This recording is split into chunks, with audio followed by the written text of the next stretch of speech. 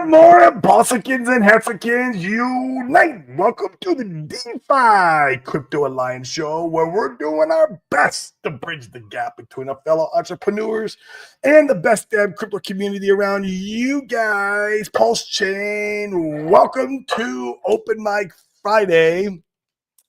Been quite the week. It's been a lot of fun to have some nice green candles on the charts, to have some stability, to be able to see that we are in the right place at the right time. It's just a matter of having a little bit of faith, leaning in and playing your part. It's just a movie we are in, guys. The script has already been written, and you just need to play your part to get the pot of gold at the end of the rainbow. That's really what it's all about, right?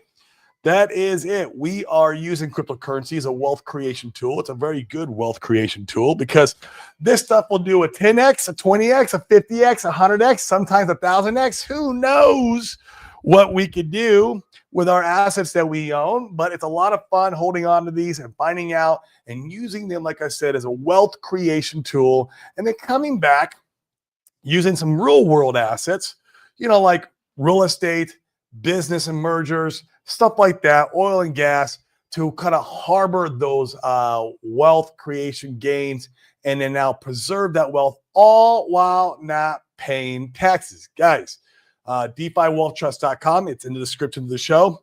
Book a call with Chris. It's free. Set up your trust. It's free.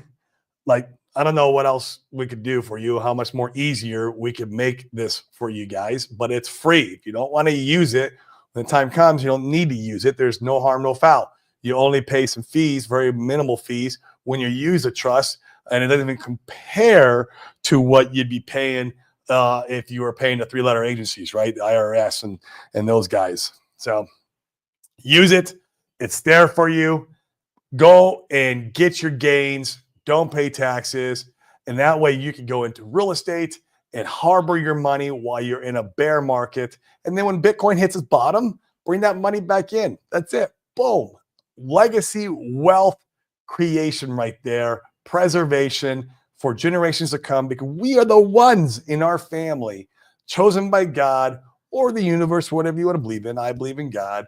But we are the ones chosen by God to break the chains and curse of mediocrity, to break the 9-to-5 scams, to break the 401k scams. We are here to change the trajectory of our family lineage forevermore and to lock in legacy wealth and to make sure that we are the one risk taker to change the trajectory of our family. That's the key, man.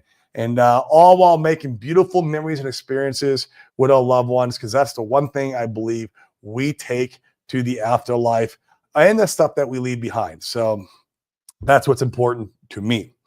Once again, it's not financial advice. I'm just a guy on the internet who likes to speculate on his own money. He likes to speculate on his own mental framework, speculate on his own fitness, speculate on his own spirituality.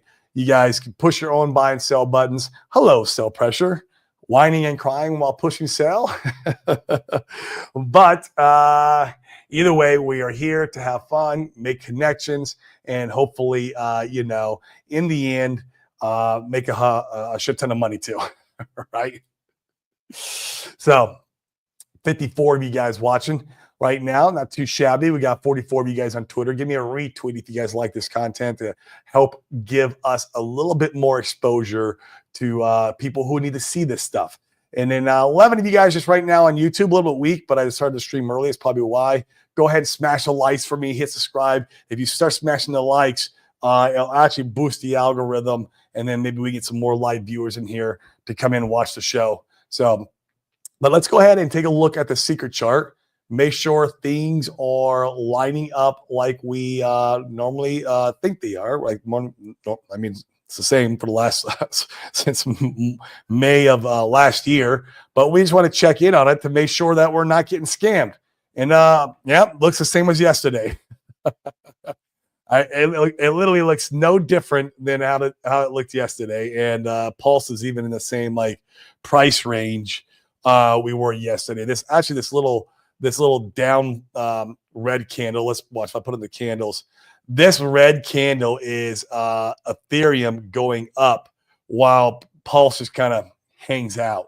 The hacker yesterday who took 220 million off the SUI network, he stole from that liquidity pool or whatever, or something like that. He was buying ETH with that money. Apparently, he thinks ETH is the place to store value because it's the most valuable blockchain. Yeah, and he might be onto something there. But that's where that red candle came in from. And either way, it still looks great. I like what I'm seeing. Once again, putting the line chart really cleans up the noise. And we're just kind of hanging out, waiting for altcoin season. We need Bitcoin dominance to really break down.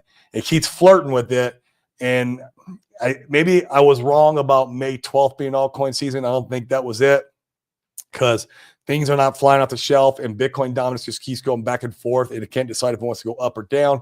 And so we're just hanging out right now, waiting as always. And maybe June will be the month of pure parabolic altcoin season. Who knows? But Pulse is 4041, still not bad. It's only down 4%.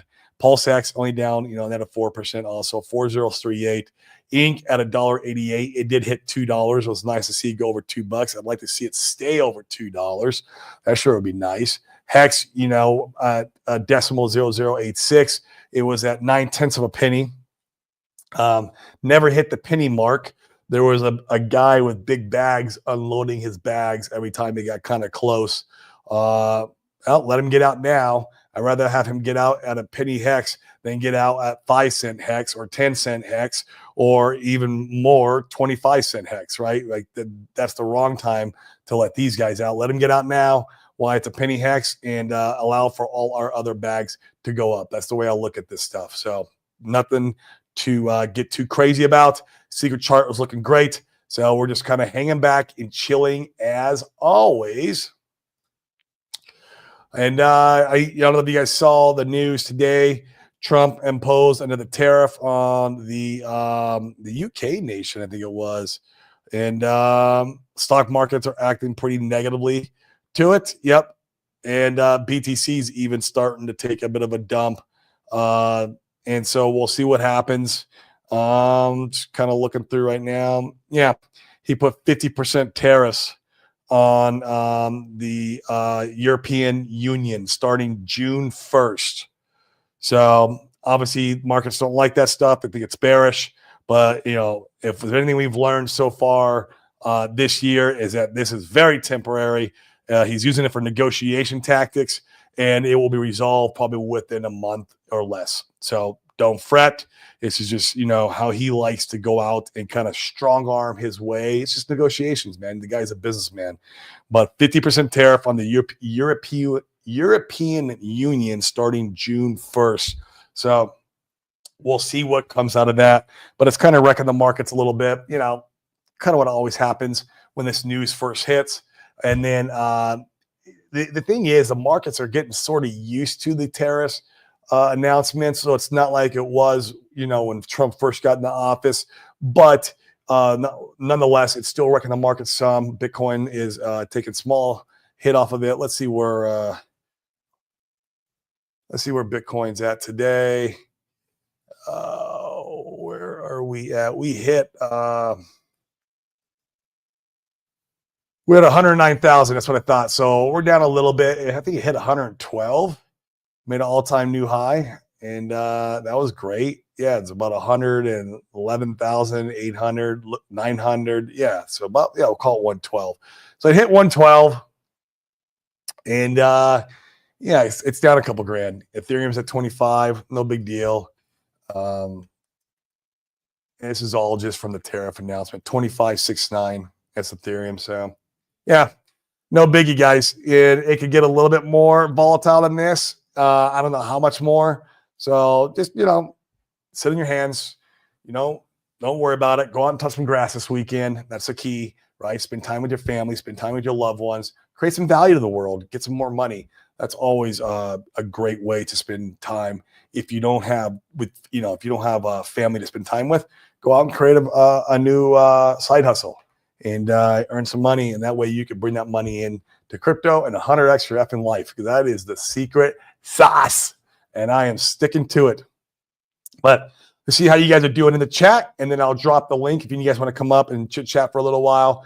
I have, I got a little bit of time before I got to grab lunch, but it'll be awesome. This is Open Mic Friday. It's your show to come up and talk anything health, wealth, crypto, whatever you want to do. Millen, what's up, man? How are we doing? Thanks for showing up. I hope you're feeling good today. It's been a beautiful week, not only in crypto, but also in our business. We got a lot of things kind of like back on track, which is good, meaning more money will be coming in for me to DCA. If they don't want to give us an altcoin season, I'm going to keep DCA, guys. That's what I'm going to be doing. I'm going to keep DCAing in if they don't want to give us an altcoin season. It's just in the story. I'm going to do it, man. I don't care. I mean, I'll stay cash broke for as long as I need to. Not entirely. I keep enough money for food. That's about it. Rent, mortgage, bills. That's about all I keep money around for. And I'll keep money for much else. Red Squirrel, oi, oi. First and foremost, I love it, bro. Thank you for showing up. You are the original oi, oi. It looks like you are the best oi, oi because you are first. The forks have failed. They had bugs, I guess. So, Crypto Ewok, happy Friday all. I know, man. It's awesome. Awesome. One more week. I'm here on the island, man, and I leave to China. Woof. Shanghai, here I come. It's going to be awesome. I'm not looking forward to that flight. I know I've complained about it on this show so many times, but like, God, it's like I'm dreading it. If you guys ever fly long distance, I got a bed to put in between the seats for my daughter to lay down. So I hope that will help a little bit. Open Mic Friday. Crypto's not for everyone, but we understand the writing on the wall. You got that right. Conversations with Kent. We are in the right place at the right time. Lunacy Point. Hey, gang. Happy Friday. Hey, what's going on, Lunacy Point? Good to see you today. Thanks for showing up. Love to see you here. And we got Cody Pauly 68. Buy the dip. That's not much of a dip, but yeah, you can definitely buy it. We're still down in these, these 1 year lows that we've been down. I bet you guys didn't know RH created a stable coin. It was called Pulse Chain. And we're down 4% of the day. It can go a little bit lower. I mean, if Bitcoin and Ethereum keep dipping, we'll see what happens here. I feel like the news is kind of, the markets had time to process the news, but then again, maybe not. Maybe it'll take to the end of the day, or it may even take over the weekend. That's why I'm saying, go touch some grass. I wish I had some money to buy some dip right now, but I don't have any money. I got to wait till the 1st. It's May 23rd because we pay ourselves out of our business out of the first week of every month. And then if it's dipping, bro, you better be I'm loading. Norbert, what up, bro? Hello, everyone. Hello to you, Norbert. What's going on? All right, guys, I'm going to drop the invite link in the chat. If you want to come up and say hi, please do. Once again, this is your show.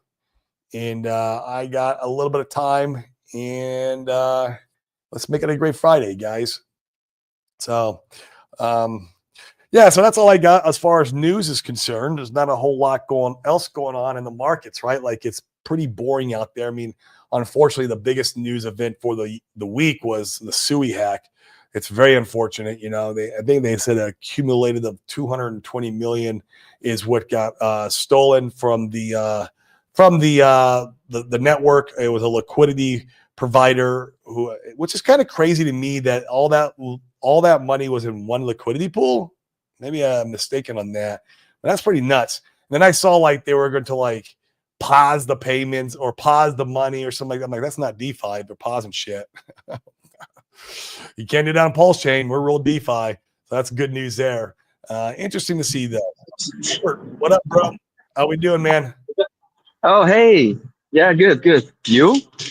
Good morning to you, good sir. I am absolutely blessed, man. You're in China at the moment, yeah?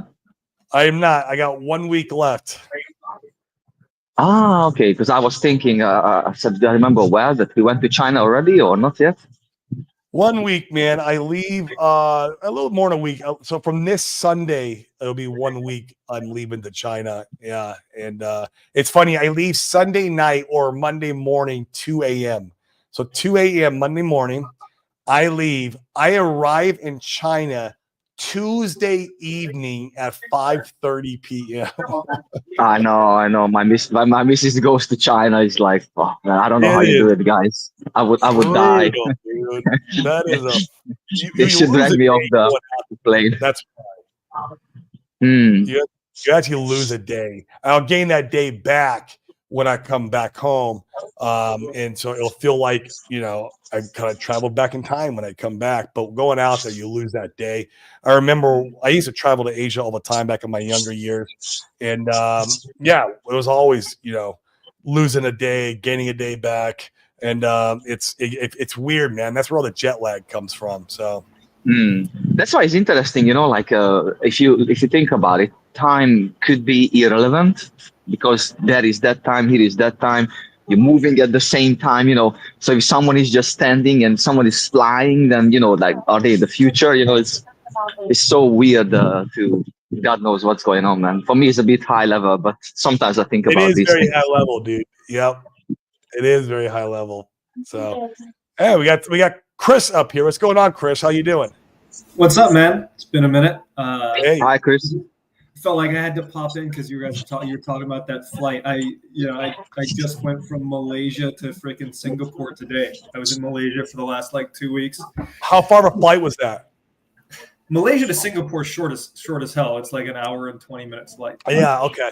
Right next time. But I went from Medellin, Colombia to Taiwan at like the end of April. Oh, that's That far. was like 32 hours. Yeah. You're on like- opposite sides of the world. Like It was I'm in awful. Puerto Rico and China's the same. Yeah. I'm just empathizing with what you're about to go through because I woke up at 5 a.m. to get to the airport for an 8 a.m. flight. And when I landed in Taiwan, because I had like some layovers, I landed in Taiwan. It was 5 a.m. in Taiwan. So I'd just gone through 30 something hours of travel and it's 5 a.m. when I get there. And I have a whole day before I screw my I can't like pass out in the middle of the day like I want to because I want to try and not be jet lagged. Right. You want to try to catch up to normal again for the next day. Yeah. It sucks, but it's once you adjust, it's great. Asia's fucking awesome, man. Yeah. I'm excited, dude. I'm a little concerned for my 3-year-old daughter. And I bought her I mentioned this a little bit earlier, but I bought her like this bed that fits in between the airline seats so she could lay down and stretch out. So I'm hoping that will help resolve any discomfort from her. And of course, she can get up and walking down the aisle whenever she wants. And then I'll just make sure she has her iPad fully charged for the entire trip. It's like, what else can you do? They give you I don't know what airline you're on, but I was Air China from LA to Taiwan. You're going like Arizona, you said? It's Arizona to Shanghai? No, I wish if I was smart, I would have laid over in Arizona for a couple of days, but I was not smart. I just booked the trip. No, we go from Puerto Rico to Texas, and then from Houston over to LAX, and then from LAX over to Shanghai. Yeah, that sounds miserable. But like LAX to Shanghai is going to be. That's the big one. Are you like Air China on that? I think I booked all American. Really? Yeah. Okay. As a recommendation on the way back to the stateside, pick an Asian airline like Air China. I don't know. The service is just better. It's like you were flying 20 years ago on like United or something, where they'll like they treat you better. Really, the service just feels superior to the American genre of airlines. But at least in Air China, for the international flight, I got to assume it's going to be every airline, but they'll have screens in the back of every seat so you can check out movies and all that stuff. Yeah. And like I said, we're going to be extra prepared for my daughter. Like she's going to have her iPad charged. We're going to have backup batteries. We're going to make sure she's good to go. Like for me, I can just put my phone. I can connect to the Wi-Fi on the airline, and I can pull up YouTube and I can watch just a bunch of like fitness content, nutrition content, crypto content, right? And I'm good. and then you fit a couple naps in there on top of that, and like, you know, next thing you know, you're there. I love those airlines which can give you Wi-Fi. I think it should be mandatory, you know, these days. You got to pay for it. Yep. But I always buy it, dude, because it makes my, like, even if I'm flying to, like, say I'm just going to Texas to go speak at a real estate event, I'll buy the Wi-Fi in that plane because it's a 4.5, 5 hour plane ride. Like, it makes that 4.5, 5 hours go by so quick versus if I didn't have the Wi-Fi. So it's worth it. I'm old school. I still just have a book, you know. Yeah, I will too once in a while. Yep, I'm the same. If I have a really good book that I'm reading at the time, like I'll know, like, okay, if I'm going on a plane ride, I'll crush that book because you have so much time. Like I can kill a whole book if the plane ride's long enough.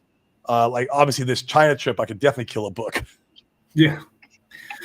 I think, let's see, I watched 2 movies and then just tried to sleep for the rest of the flight when I went from LAX to Taiwan.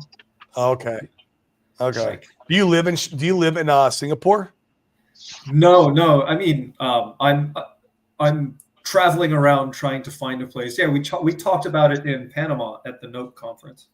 Oh, I remember now. That's okay. You don't have your camera on, so yes. Okay, I know who you are now. Okay. Yeah. All right. Man, I'm still on that journey trying to find the place and see what's up. At the moment, I think Colombia is in the lead.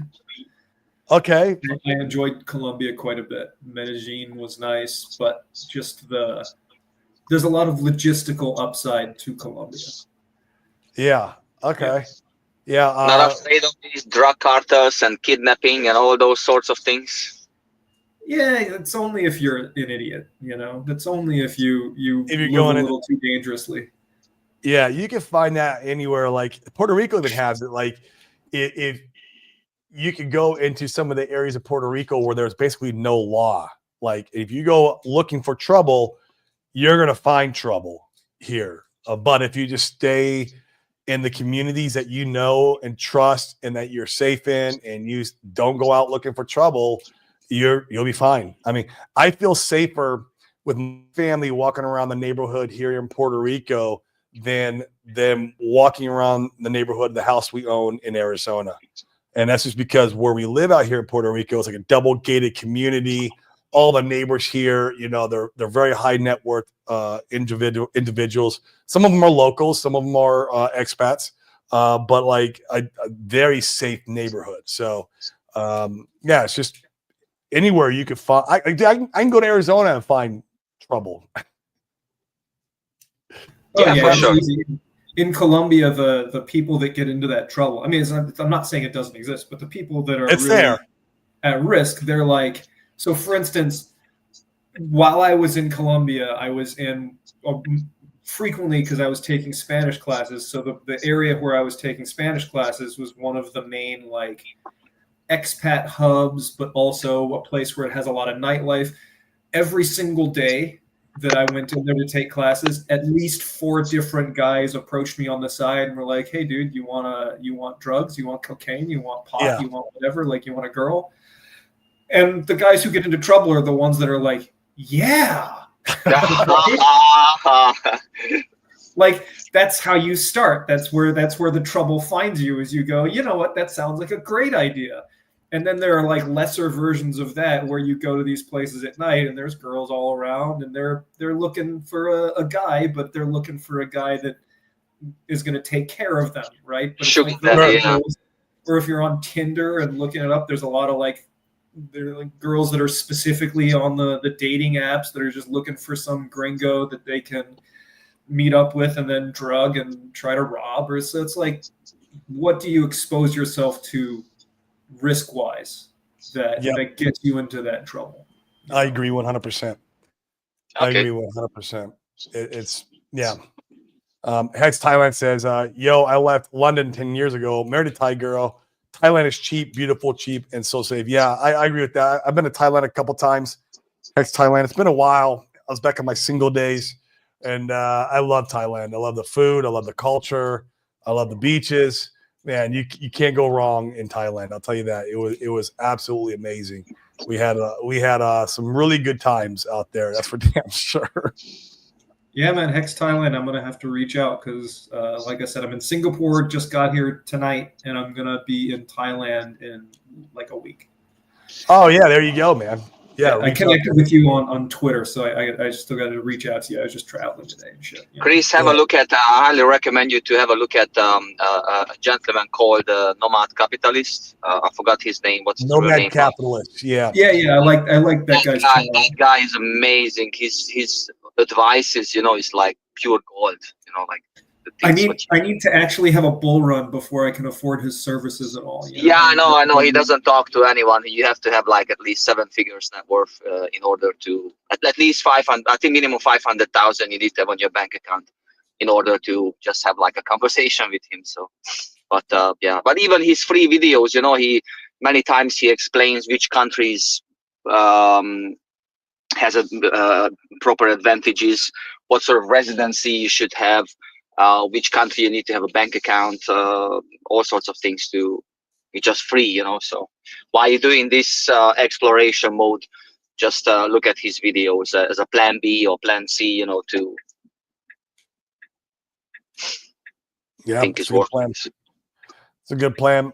Yeah, I enjoy his videos. I probably have been falling behind on watching whatever he's posted while I've been traveling here. But yeah, we need to make those gains first. I have a theory, guys, and I would like to know your opinion. I was thinking about this. We previously we talked about it that push chain is great, but what it has some things which could improve in order to get adoption. And also, Richard previously shed the light on all the big players on the crypto exchanges, that what they do wrong, and how is not beneficial for majority of the crypto investors. But I understand he always says like, oh yeah, no middlemen, lead them out and stuff like that. But these days, with the regulations, you need the middleman, you need an exchange. Otherwise, the money is not gonna come in and out. And trust me, government is not gonna allow us to just play on the playground all the time for free, and then just say, yeah, you do whatever you want, guys. It's okay. It's not gonna happen like that. It has to have, in my opinion, centralization. So I was thinking about this theory, and also I was thinking that many people hoping that Richard, wait for ETH to go up, and whatever ETH he's got, he sells some of it, and then he start buying his own token, and then people can dump back on, which I don't think that Richard's gonna do. Like apparently he's very wise with money and he's pretty tight, so I don't think he's gonna do that. Even though that money is going to come technically for free because he bought it at the right price, and then price appreciation, so whatever is left on top for him is kind of like free money. But in order to be in the history books, in my opinion, the best option for Richard would be to create a robust system with a centralized exchange and a wallet as well at the same time, so offering like kind of like a hybrid solution, decentralized and centralized as well at the same time, so all connected. And then he could prove it. You see all these guys, Mashinsky and whatever, they all did the wrong thing. They all rip people off. Here, if you don't want to be ripped off, come to Push Chain. This is the way how you get in. This is the things what you can do, and this is the way how you can get out. If he does that, then all that ETH it would be on that centralized exchange. It would be fully controlled, and then it wouldn't be like people dumping on him, because he provides so much incentive for the people to stay on, that it wouldn't be like a pump and dump. What do you think? Yeah. It's funny you mentioned that, because there's already a lot of speculation that's already kind of being developed. There's been a lot of speculation that Richard's going to be buying a centralized exchange or creating a centralized exchange. I remember there was a centralized exchange being sold like 6 months ago, and there was wild speculation from all the Hexicans that Richard was going to secretly buy that centralized exchange. And so like there's already like theories that he might buy one. It's possible, or he might partner up with one. And you couple that in with, he's going to end up launching a wallet of some sorts, because he's talked about it many times, and he wants to launch a wallet.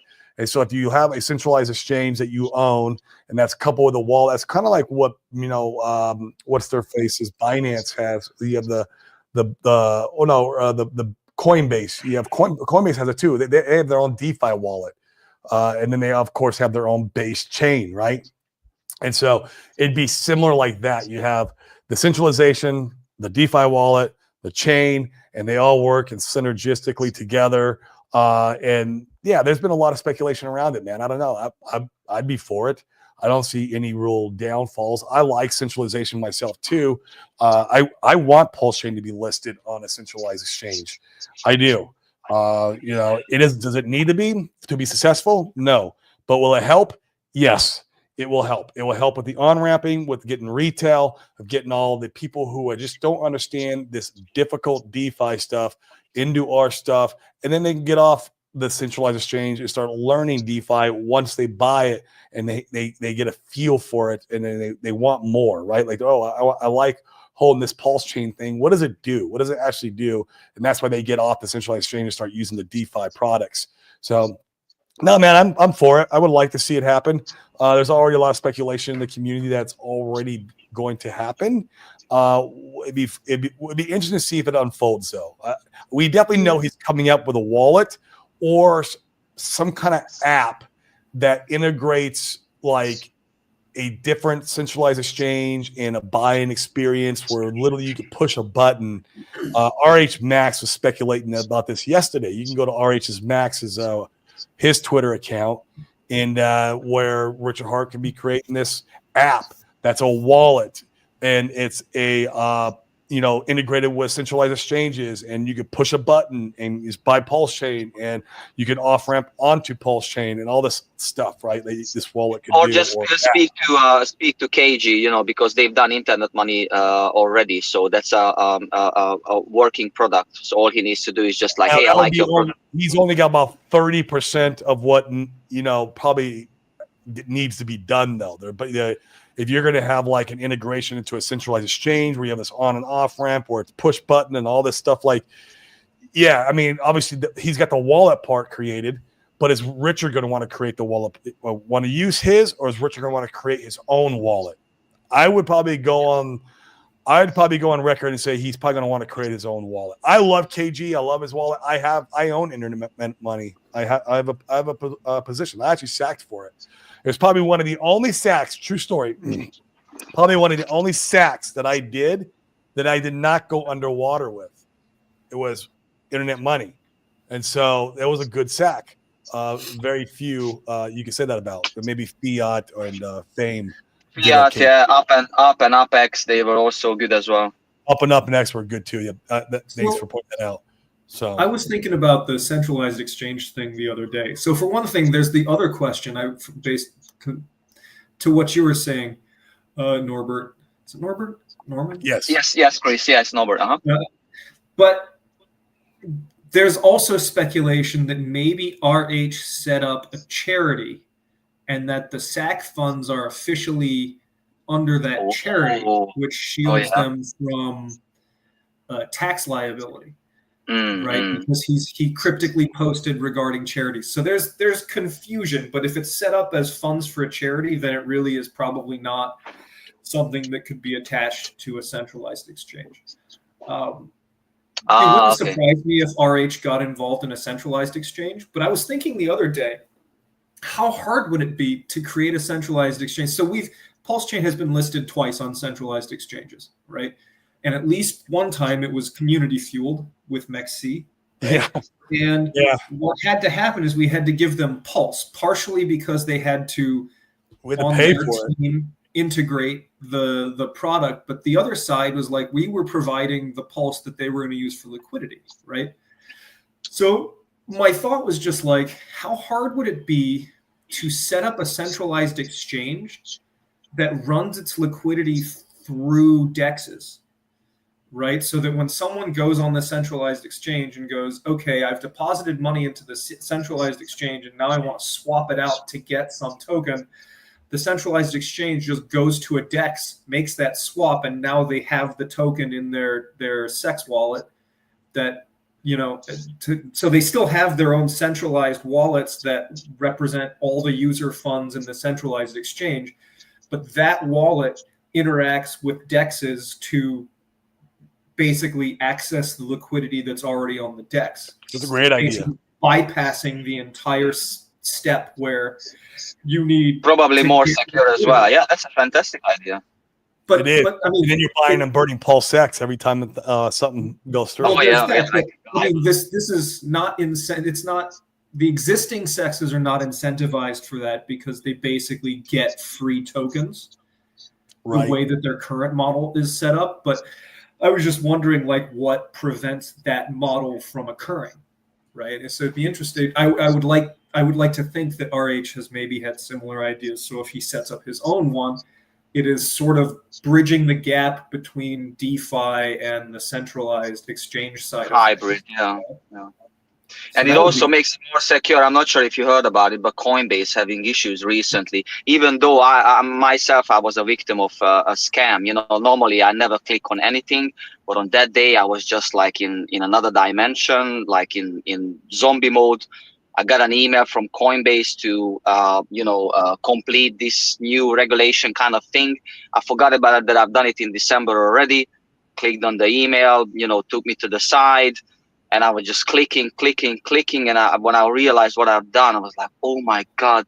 Luckily, it was like £2 on that account, So even though they got my personal information, which is pretty scary, well, there was no money on it. They couldn't do anything with me. But, sorry?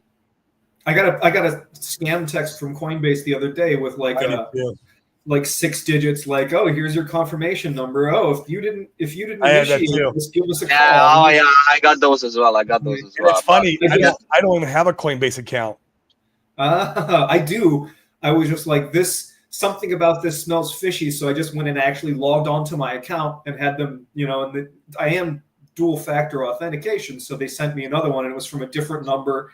And I checked my history, and I was like, okay, this was nothing. So I knew that it was a complete scam because I don't have one. I've never opened a Coinbase account. So I responded to it and I said, fuck you, scammer. There you go. I'm like, I knew it because I don't own a Coinbase account. Like, how can you, what do you mean? So guys, everyone who is listening right now, please be very careful because the guys are saying these things. And I also received text message. Oh, thank you for your password reset. If it wasn't you, call this number and stuff like that. Guys, anyone approaching you in life, just ignore it. Don't worry about it. You haven't made any changes, then fine. And if something is legit, like for example with Coinbase, the things had to go through the app itself, like that was like a good thing. I just forgot about it and I clicked on the email. So never click on anything, any number coming through to you. Hey, someone wants something from you, just ignore it, double check everything. Yeah. Luckily, I'm a natural skeptic, so that stuff is. From now on, me too, man. Like delete, block, delete, like whatever. I don't care. Probably I'm not gonna touch any of my cryptos till end of this year or middle of next year. The centralized exchanges, right? Not your keys, not your keys, not your crypto. So it's not like I leave things in. But what I realized was like, oh, I might have connected my bank account to fund my Coinbase wallet before I did whatever. And if my account is still connected and somebody actually hacks me, then that could be a problem. Yeah. So, like, I went in and unconnected my account, my bank account. So, like, now I really give 0 Fs. Hack my Coinbase account. There's nothing you can do to me. And even if you keep funds on there, like, the hackers can get into the account and just take it. Like, I had one of my friends, he had like $10,000 worth of Bitcoin sitting in his Coinbase account. And he said one day he woke up, he logged in this account and the account said 0. And he's like, what the heck? And then he went and looked at the transactions on Coinbase and it showed that he had logged in and withdrawn the Bitcoin. And of course it wasn't him. And so he called Coinbase customer support, and basically they couldn't help him. They're like, well, there's nothing we can do. They're not like FDIC insured. Like if your bank So if you have money in your bank here in the U.S., they're FDIC insured, I think up to like $250,000. Meaning if you have 100 grand in your bank account here in the U.S. and they get robbed or that money gets taken out, well, the government ensures that they insure it so that you get your money back and you're good. They don't do that with these centralized exchanges, and they don't give a shit. So if the money goes bye-bye, you're not getting that money back. So it was unfortunate for him. But yeah, you just got to be careful in all accounts. Don't keep money on the exchange. Use it as an on and off ramp. That's what I use it for. It works great for that. Yeah. Other than that, though, yeah, that's about the extent of my exchange use.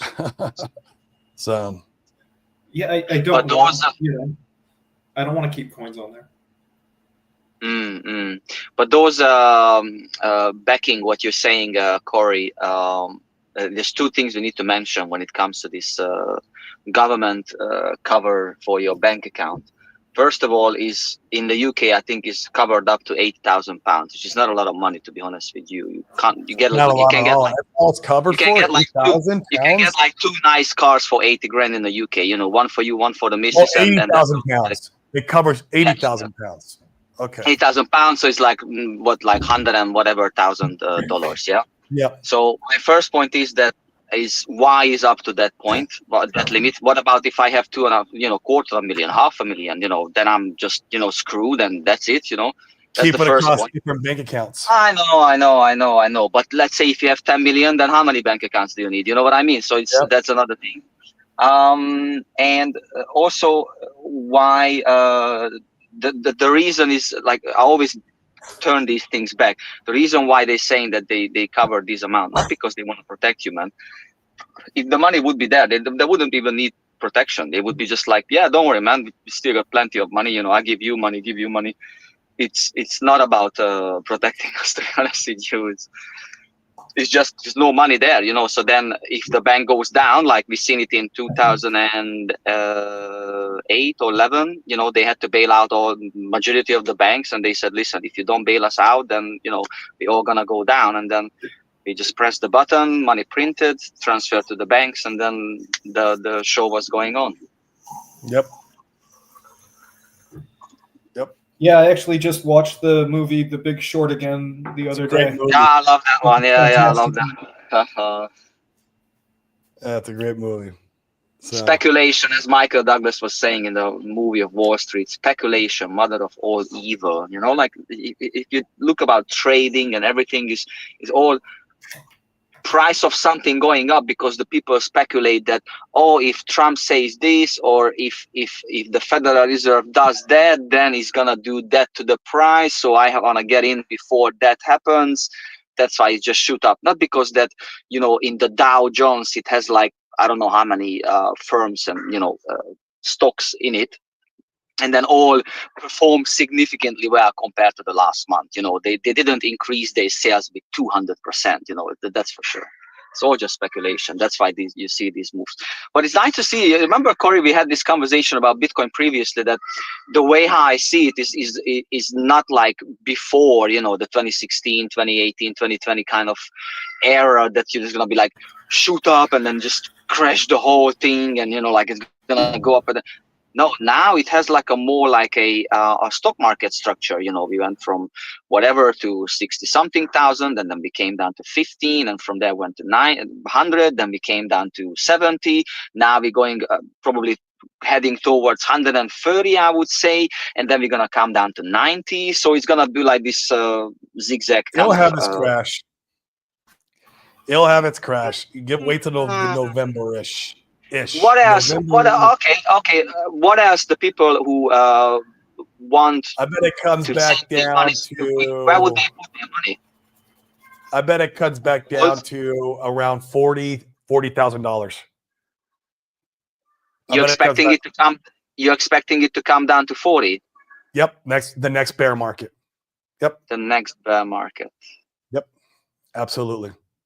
Somewhere around respectfully, I have to disagree with you on that one, but yeah, I don't think we ever going to see 45 is where it will come back to. I think the next bear market. So I could be wrong, of course, but Never financial advice, right? But that's just my speculation. No, we're just talking about things. It's not financial advice. 40 to 45K is what I would say it could come back to, which is still a lot higher than its last local low, or market cycle low. Actually, would be more correct. The last market cycle low was 15,000. So it hit 15,000 and then came. But look at today. But look at the price section. Look at the price section. Last time it came down to a little bit around 60-ish, and then it shoot back up again. It couldn't go down to below 60 much. 16? 60. Yeah, we're not a bear market. That's why. When the bear market comes back, it'll drop like a rock, like it did last time. It will take 1 year. So every cycle is 1 year. But maybe 1 year to the bottom. And so, like, whatever, say we top out in November, it's $130,000. That's the top for the cycle. Then November of 2026, it will reach around 40,000 of 2026.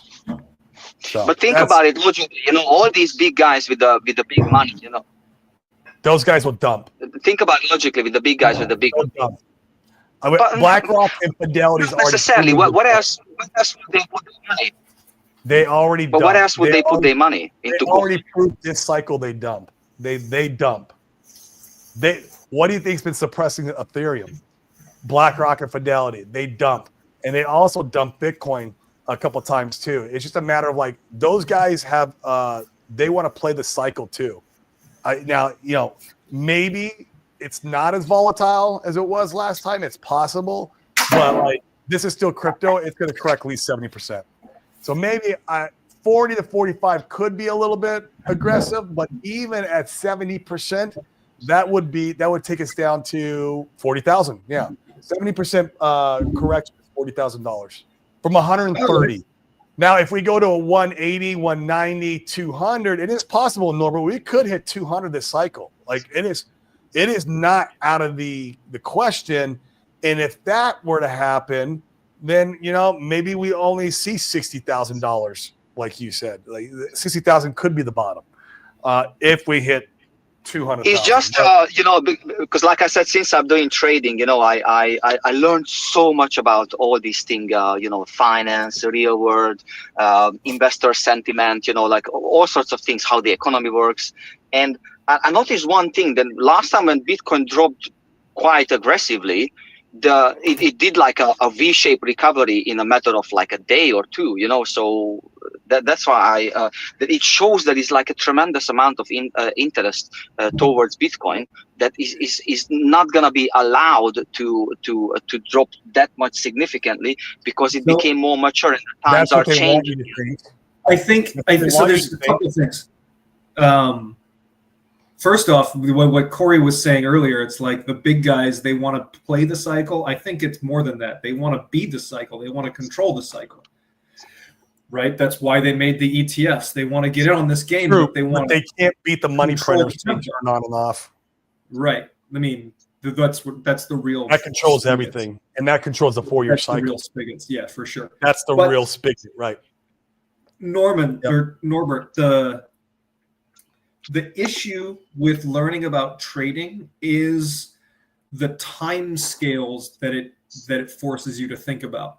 The time scales you have to consider to be effective as a trader are completely different than the time scales that are usually at play when it comes to global liquidity cycles, and market cycles. when it comes to investment, right? Like investment time scales, global liquidity time scales, 3 years, 5 years, that's nothing, right? Those are things that play out over the course of decades.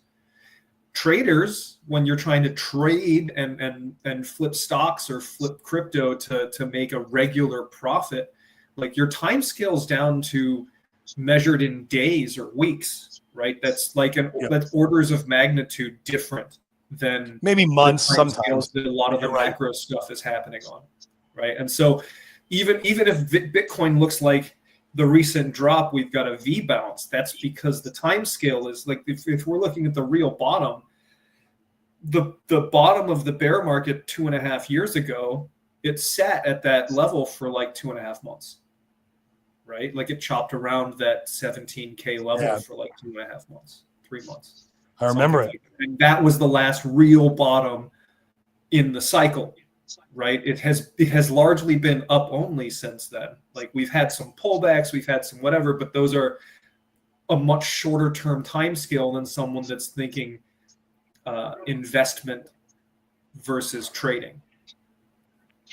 Yeah, I understand your point, but I'm not just, like I'm trying to do like an overall thing. I'm taking trading and, investment really, really seriously at the moment, because I learned that, as an employee, you're not going to make it, and I would like to make big difference in other people's life as well. I'm not just like, oh yeah, I made $1,000 today. Oh, what a good guy I am. Fuck that, like you need to think about other people as well.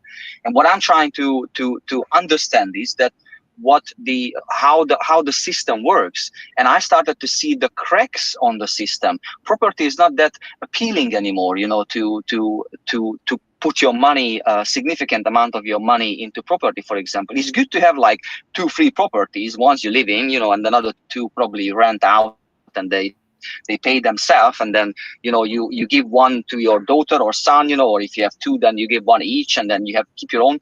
So it's not like that, but the overall the money has to go always somewhere, and what else the people are gonna do? Because the way I see the things after in-depth research, stock market is gonna crash like 40%, like no time, and people they're gonna consider like, okay, the stock market crashed, the fiat system is doomed, golden bars, I'm not be able to keep it in my home or carry it across the border if the shit hit the fan, and then I need to leave whatever country I'm living in.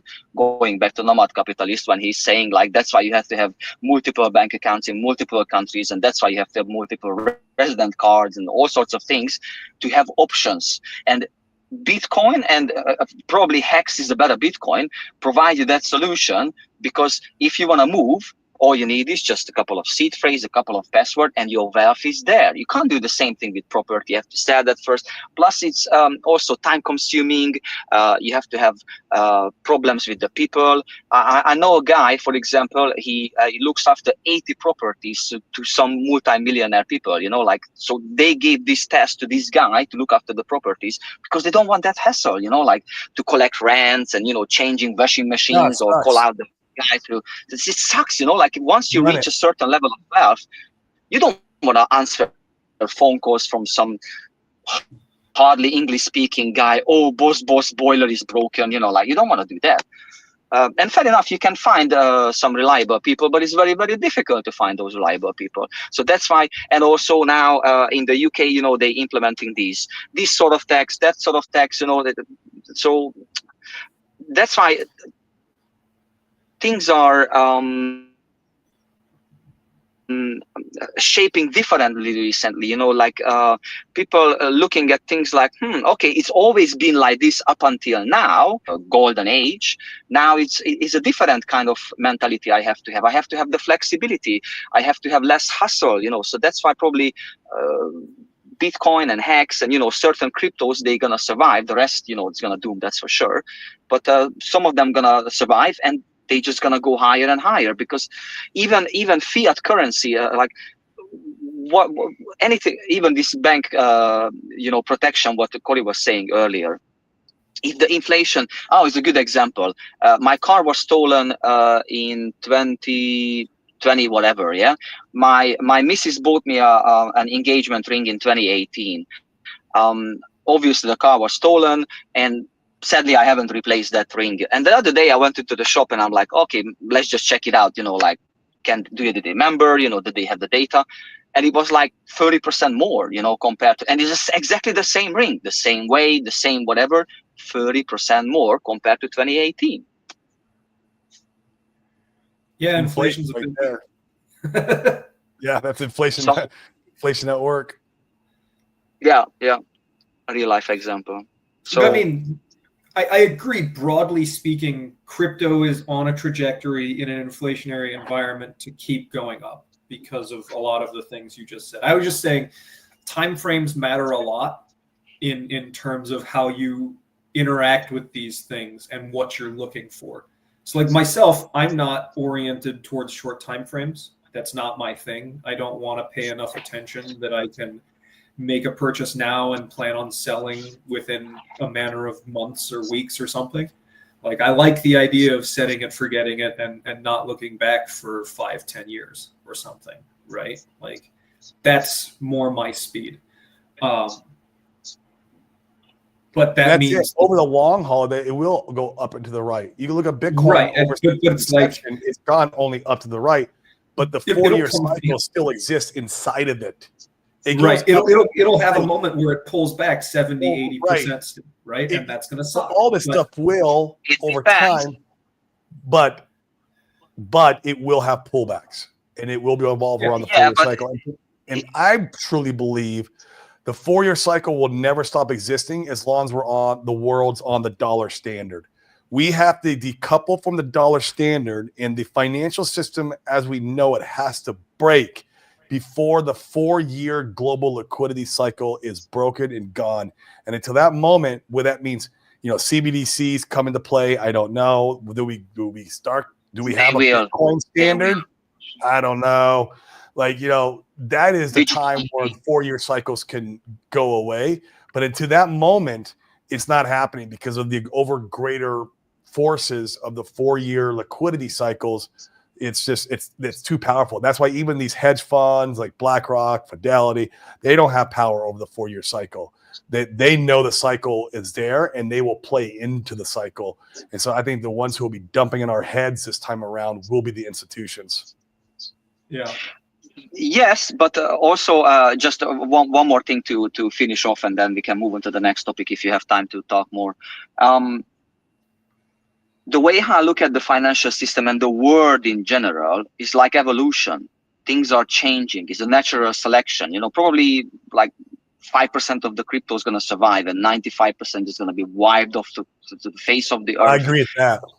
Are going to be burned so many times that they're just going to vomit in the corner from the tokens on Solana. Going to be like, screw this, I'm never going to touch this thing again. So, they're going to disappear. So if that happens, then probably a small, very, very small selection of crypto is going to survive. And then, like I said, if the people are going to look at the overall market, they're going to be like stock, bonds, treasury, cash, and then properties. They're going to look at all these things and probably going to be like, okay, up until now, I had 70% of my wealth in property, 20% of my wealth was in stocks and bonds, and 10% of my money was in cash. And maybe because of the situations, what humankind is going through, guys. I met a very nice Irishman recently. He's one of the head of the this new block property building development site. Yeah, simple guy, but very, very smart guy. And a small example. Yesterday, I went to buy a few pair of shoes. On the way out on the shop, I came out. About 8 kids. They run into a premium sunglasses shop. Each of them was having like 10 sunglasses in their hand, and they were running out of the store. 3 ladies, they were trying to, they jumped outside of the store and then they pulled the door with the security guys. So 4 of them were pulling the door. All the kids are inside the store. Most of them were less than 18 years old. Each of them has like 10 sunglasses in London. Each of them has 10 sunglasses. Each sunglasses were about, Ray-Bans and all sorts of things. They cost like 200 each, so imagine $2,000 each of them. $2,000 times 7 is like nearly 15 grand they were having in their hands. As a 15 years old, if you sell it for half the price, you have 7 grand and you made like 1 grand each, the 7 of them, in a matter of like what, half an hour, 1 hour, that's a pretty good return on investment. Fair enough, there are consequences. Forget about that. But they managed to escape. I haven't seen any police, even though I was in the area, no police showed up. All the security guys were like in the shops and none of them they were like, I don't want to use that word, but whatever. all of them inside the store. Man, if I'm a security guy and I see my colleague is struggling, of course I'm gonna go over there. Like I ask one of my shop assistants to say, "Hey man, just step on the door. I need to check out what's going on. Maybe the guy needs help or whatever, and secure the place."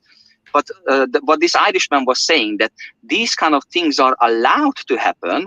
So then they create an artificial situation when they say, "Oh yeah, crime is up, thieves are, everywhere. So now we have to have digital ID. And in order to enter a store, you have to have a digital ID. In order to do anything, you have to have this and that. So it's part of like a bigger, what's it called? A bigger plan, let's say. So yeah, Yep. CBDC is coming, guys. Trust me. Everything's gonna be related to the digital. I agree with that too. And then when that CBDCs come, we'll have a different conversation on how cycles work and how Bitcoin works and the volatility. Everything will change.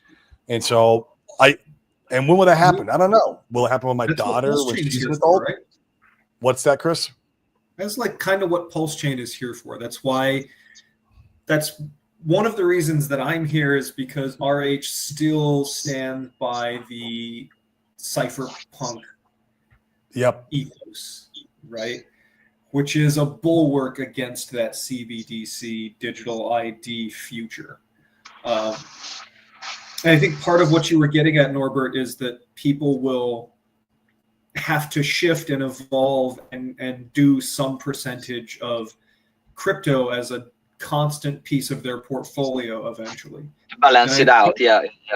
And I don't think that's necessarily wrong, but to get there, one of the things that has to happen is that crypto has to become usable.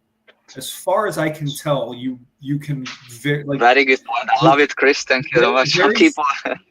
With very few exceptions, you can't actually use crypto. I can't just go buy something with crypto. And not yet. People talk about like we're going to use Lightning Network and Bitcoin and stuff, and all those are still very clunky. People still aren't super interested in doing them, and the fees and the network fees and the transaction fees are like Lightning Network is a long-term centralized thing, very similar in structure to like Visa, and so we don't necessarily have the solutions we need to implement. Like there is already there is a company called Plutus, and what they do is they allow you to swap your crypto for gift card, and that gift card generate like a QR code, and when you go to the cashier, they just scan that gift card, and then it gets deducted from your account straight away. So it's like it was really really cool experience. It's the first step, but it's not what's needed.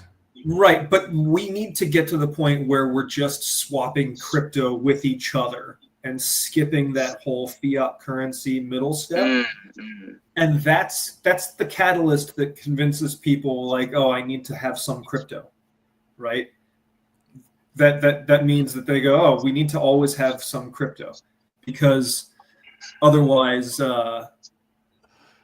it's still going to be hard to get especially the normies to provision themselves in crypto as opposed to. That's why I keep advocating every Friday, when we talk with Corey, that Pulse Chain to get ahead of any other crypto, we have to make like more robust, an easy to use system. If that's what's gonna happen, people are gonna be happily sign up, connect a bank account, transfer money, and then everything's gonna be smooth. But Corey, going back to and Chris as well, because both of you are probably way much wealthier than myself. Let's say that the shit hit the fan, and you think that crypto is not gonna go up. You as a wealthy individual, then what else are you gonna do with your money? I'll buy real estate. If let's say a stock market crash. I like real estate. I come from real estate, dude. I did real estate for over a decade. I'm very comfortable in the space. I know how to buy low, sell high in real estate. I flipped houses. Dude, I flipped houses for 10 years. So like you need to learn an asset class, right? So then you would put majority of your money into properties. If the stock market would crash and crypto would crash. I'm back in real estate. So easy for me. It's so easy. I'm definitely not wealthy. I know that asset class so well. I can literally plug myself back in, go get a bunch of properties again, talk to homeowners, buy their houses, and then start making a shit ton of money again, even in a down market. Even in a down market, I can do that. Not necessarily about making money. It's more like about capital preservation, like, because not everyone is a proper. I teach that on the show all the time. What's the show montage? The show montage is we do this show because we want to use cryptocurrency as a wealth creation tool, and we want to use real estate as a wealth preservation tool. Right. That is my total ethos of like how I live my life. Like I still love real estate, and I'm not gonna stop. Like, yeah, you're right. Is it more difficult than crypto? Can I take it across a border? No, I cannot. It is very difficult, right? And it does suck if you have rental properties and they're calling you at freaking 3 a.m. to fix a freaking toilet, right? Like I've been there and I've done that, right? I've done it. But I understand the asset class really well, and I know how to preserve wealth in that asset class. And I have a lot of friends who are incredibly wealthy from real estate. It works. Yeah, it works sure. well. I can imagine. It's just, and so I'm just not on that level, so I can't comprehend this sort of wealth. Like what else I would do if I was a wealthy individual who's got properties, who's got stock investments, who's got like arts and like all these things. Like, what about you? I shifted from real estate. I sold my rental portfolio, and I stopped flipping houses, and I shifted into crypto. And now I'm out here in Puerto Rico, and I do this crypto thing. It's full time, but like I will shift back when I need to. I will pivot when the times tell me I need to pivot. So I shift when the times tell me. And I shifted over to crypto because I saw the opportunity. Now I probably shifted too early. I should have waited a little bit longer before I shifted, but hey, it's fine. But you are a niche example. The opportunity is still here. But you are a niche example. So you were asking you're a niche example. You know how to do this complexity. Okay, yeah, Chris, please tell me what you do. Everyone can learn how to do. Go run a business, right? Go learn a trade. Go learn whatever it is. You should learn what you could fall back on. I learned real estate. Like I didn't wake up knowing real estate. I went and learned it. I joined masterminds. I hired mentors. I was around people who did it. I forced myself in rooms with those guys by paying my way in, right? Go learn a skill that can support you in a bear market. How to run a business.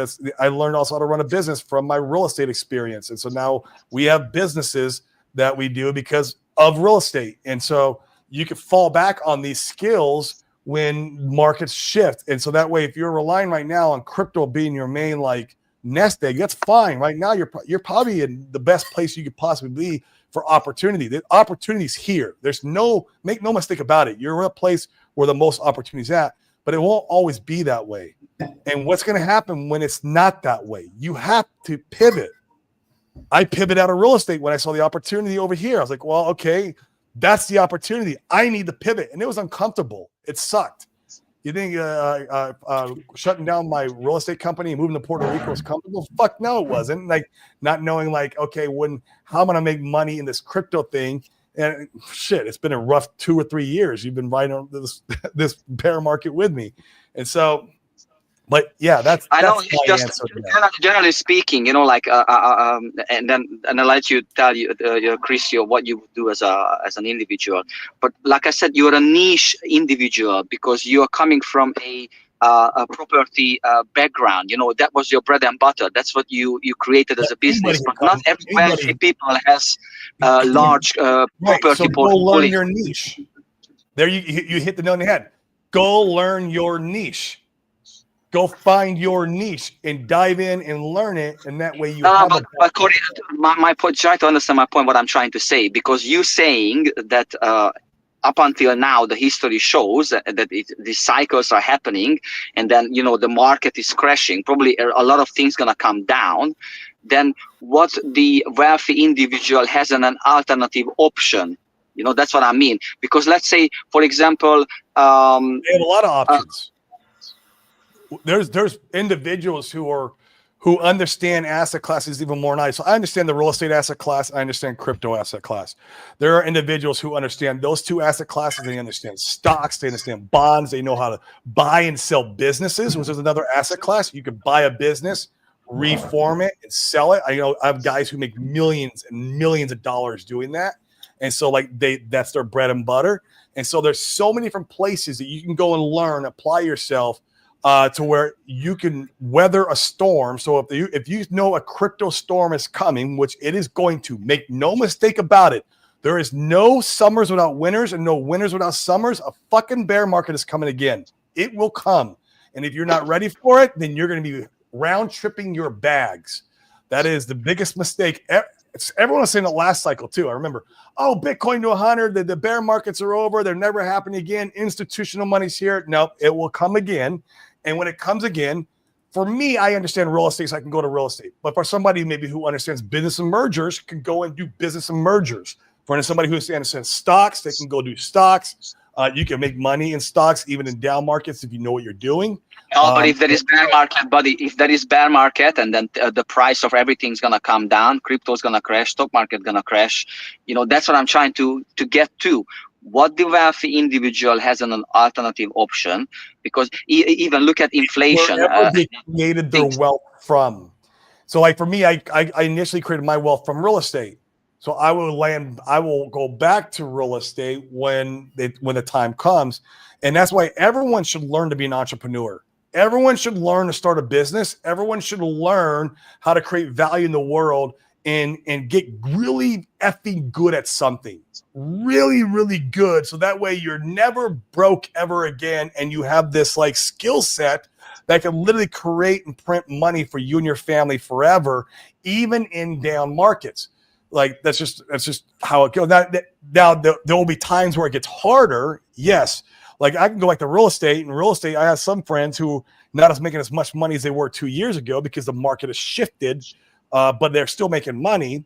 And so you still have summers and winters in real estate, but I know how to operate there and make money. So when crypto comes around and goes through another freaking bear market, dude, I'm not going to be participating in crypto. I won't be holding any bags. I'm selling all my bags this cycle, all of it. I will be exiting all the way out. And then you're going to swap it for cash, and then you're going to buy properties, and then you're going to do what you use. I will go into the DeFi Wealth Trust, and then I will buy into syndications.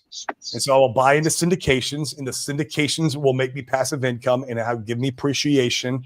And then out of those syndications, I can sell out of them when the Bitcoin hits its bottom. So I will transfer out of the syndications when Bitcoin hits bottom and go buy back into Bitcoin at the bottom through the DeFi Wealth Trust. That is the plan. Okay. And Chris, what would you do if this dark picture I painted, that let's say a bear market comes, probably the fiat currency is going to collapse significantly because inflation is just keep going higher. What would you do as an individual? So there's multiple levels, effectively. So for one thing, I'm not a wealthy individual. I'm hoping that we have a nice fucking bear bull market here. But I'm not a wealthy individual.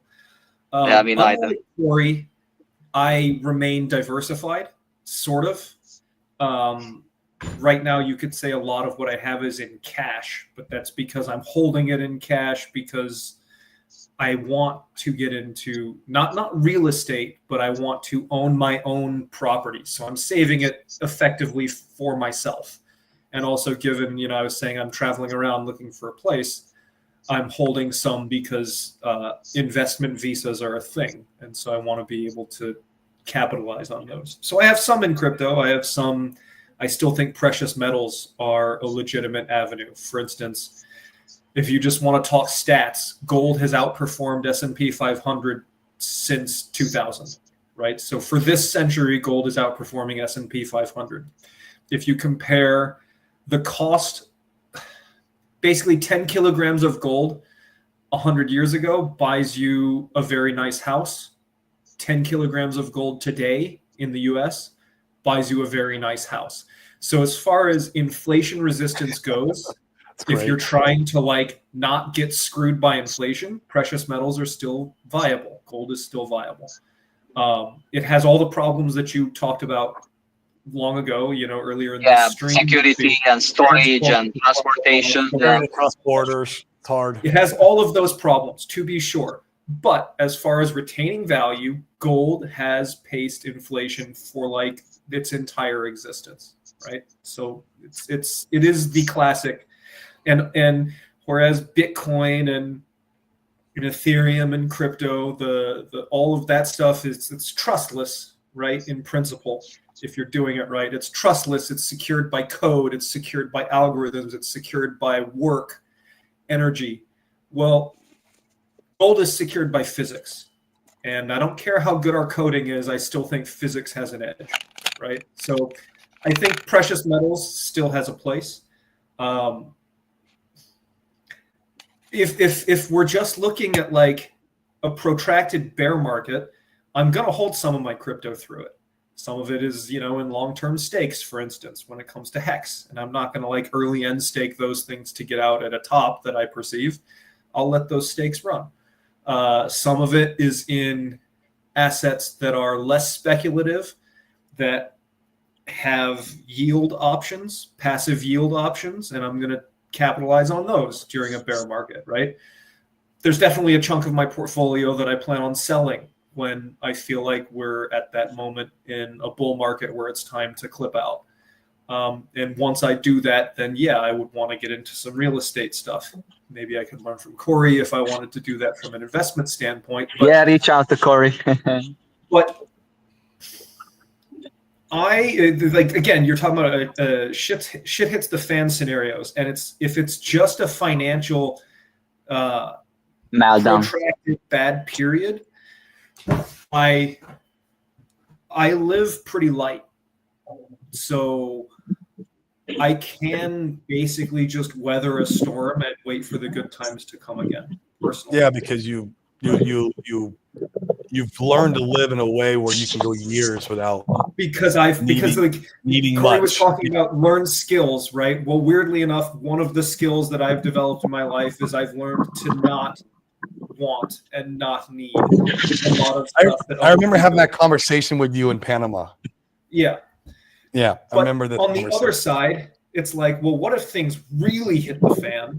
And what if we go into like the world is upended and we're on a whole new regime where nothing makes sense anymore? Well, that's why I want to have land. And the skill that I want to develop is related to agriculture, is related to producing my own things personally for me. Oh, that's nice. Yeah. And that's the current path that I'm on. That's the current, I'm in the 3 to 5 year time frame. That's what I plan on investing in for myself, is the place and the education to be able to produce my own stuff food wise. Beyond that, it would be investing in relationships. It would be, right, like I don't have a wife or a family. I would like a wife and a family. So investing in those, not from a financial standpoint, but from like a put my time and energy towards those things. But also the kinds of things that I'm talking about doing they're not easy, right? I'm laying out a sequence of actions that, I'm not unaware is difficult to do. And having your own little tribe is really valuable for that. So investing my time and energy and focus on cultivating relationships that are valuable for those goals I have, right? So you're talking about different assets and what I can move to. Well, I'm presenting to you the idea that not just it's an extension of what Corey said, where skills are an asset, right? So I'm looking at I have my own particular skills that I have a focus on, but relationships are also an asset, and I think those are the two things. Very powerful. I agree on that one. Clip out into when we start to get into bad times. Even before we start to get into bad times, I'm already aiming towards doing those things. Great. Hey guys, I got to wind it down. I got to go grab a lunch before I take my daughter to her appointment. But I do appreciate both of you guys coming on today. Thank you much. Chris, man, keep in touch, man. Would love to hear about your adventures, man. I know you're going to be traveling for a while. I remember now. You're kind of man, I'll show up at the next Nope conference still. Yeah. I'll be there next January. All right, I'll be there too. Man. It'll be good. You're gonna have a lot of stories to tell from your travels, man. I love traveling, man. Traveling is some of the best, the best thing you can do in life, just because you experience and grow so much from it. It's just amazing. And let me cultures, and so share a quick story from literally this evening. Part of as I was traveling, because I was traveling before I went to the NOPE conference, right? And one of the things that I sort of have done is sort of relax into being less structured and kind of paying attention to what the universe serves up that I can take advantage of. So I went. Love that. I was a few days ago. I saw a YouTube video. You guys familiar with Jacob Collier? He's a musician, a kid. He's on a different level as far as like musical understanding goes. I saw a video of a song from a concert he was doing last year, and he does these really cool audience participation sets, like things where he gets the whole stadium to like sing notes and kind of conducts the whole stadium. And it's like a really cool, it seems like from looking at the people in the audience, like it's a very special experience. I saw that a few days ago. I was like, man, I like Jacob Collier. I should really make it a point to try and get to one of his concerts. So I get here to Singapore earlier today. I check into my hotel. I'm just walking around afterwards looking for dinner, find a random place, order my food, and then I could go to the bathroom. And while I'm in the bathroom, I look, and on the wall next to me is an advertisement for a Jacob Collier concert here in Singapore the night before I fly to Thailand. And I was just like, the universe. Wow. That's the universe just you asked for it, you got it. There it is. Beautiful. So That's lovely. Chris, for your future land projects, look into the system called permaculture, which avoiding pesticides and all sorts of things, and then you create a system when the plants supporting 100%. Each other, and like 100%. That's where my head is at. Nice one. That's another thing I can offer. Thanks, Corey. Get out of here. You have a good one. Coming on. I will see you guys next week. Hey, yeah, I'll be on next week. But yes, you can hear me cry about it all next week up to the point. Because I'll be crying about it. But I'll see you. All right, man. Good night, guys. Bye. Bye.